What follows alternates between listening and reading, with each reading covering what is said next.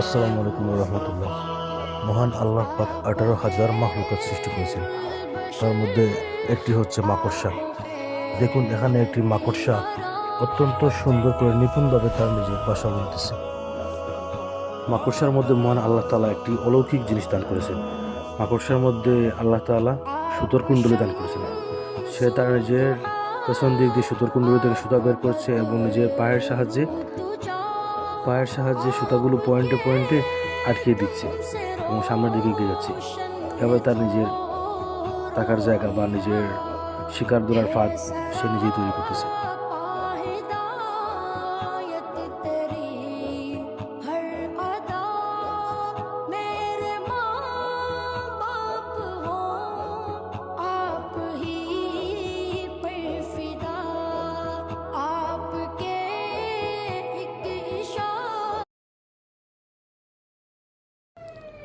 এই পৃথিবীতে টিকে থাকার জন্য এবং বেঁচে থাকার জন্য একটি প্রাণীর যা কিছু প্রয়োজন, মহান আল্লাহ তাআলা তাকে সব কিছু দান করেছেন।